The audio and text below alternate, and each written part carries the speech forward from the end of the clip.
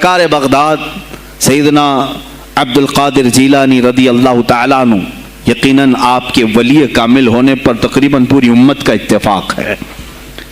اتفاق کا مطلب صرف بریلویوں کا نہیں، دیوبندی بھی مانتے ہیں، اہل حدیث بھی مانتے ہیں، شیعہ بھی مانتے ہیں۔ غوث پاک رضی اللہ تعالیٰ عنہ کی ولایت سے ان میں سے کسی کا انکار نہیں۔ آج بھی بغداد میں جائیں لنگر بٹ رہا ہوتا ہے، شیعہ بھی کھا رہے ہیں۔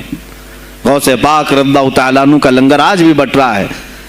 بغداد کی وہ ایک ایسی بارگاہ ہے جہاں سنی اور شیعہ دونوں ہیں، دونوں تسلیم کرتے ہیں ان کی ولایت کو۔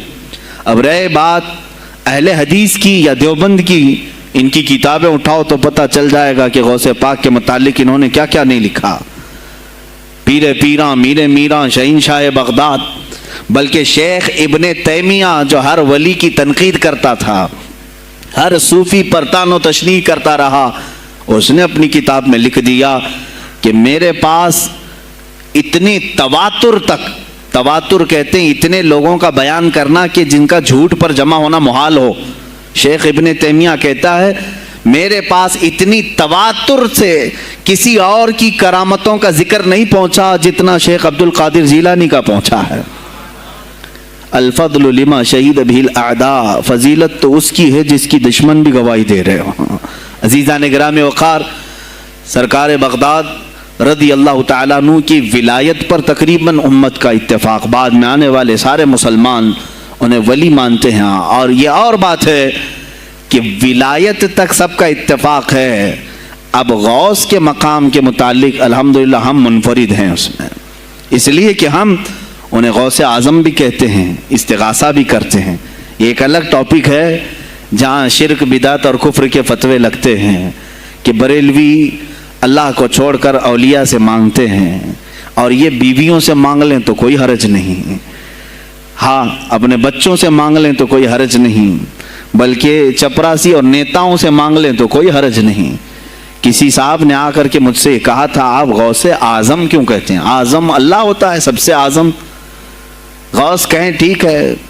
سلفی صاحب تھے، ہم نے کہا کہ آپ کو سرکار عبد القادر جیلانی کو غوث اعظم کہنے پر اعتراض ہے، لیکن ایک چوڑا چمار ملک کا پرائم منسٹر بن جائے تو اسے وزیر اعظم کہہ دیتے ہیں، کوئی دقت نہیں آپ کو، وہاں اعظم کہتے ہیں آپ، اعظم کہنے میں آپ کو وہاں جھجک بھی نہیں آتی، اور غوث پاک کو اعظم کہنے میں آپ کو شرم آنے لگتی ہے۔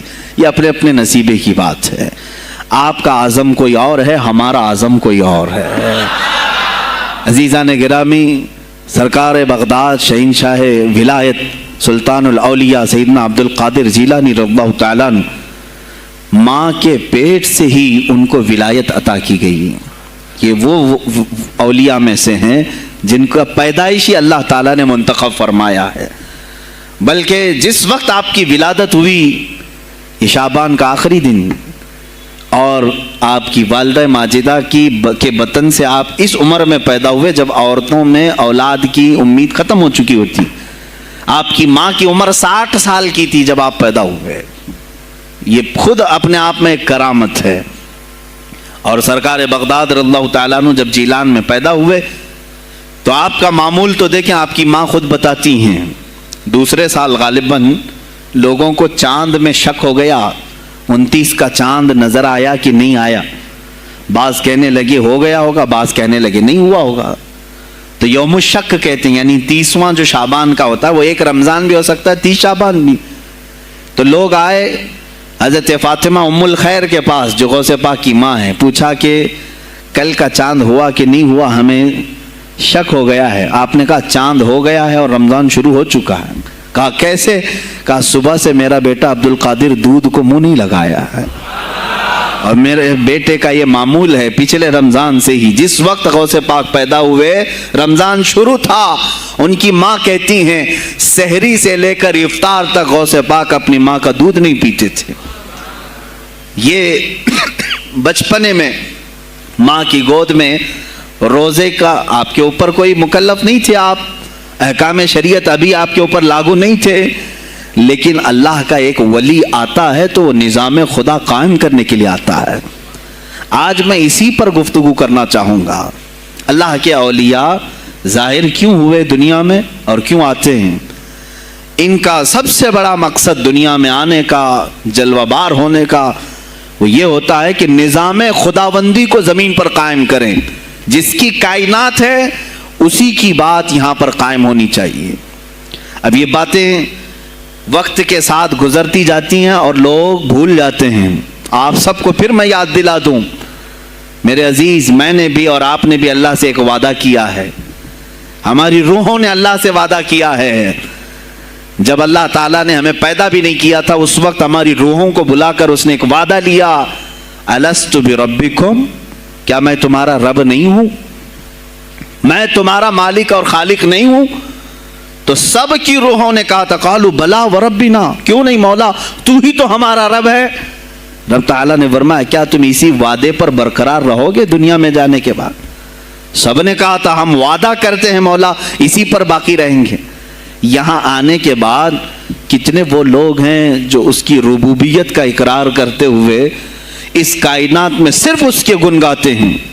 कुफ्फार और मुशरिकीन तो वादा खिलाफ हैं, तोड़ दिए उन्होंने। अस्सलामु अलैकुम वरहमतुल्लाहि वबरकातुहू।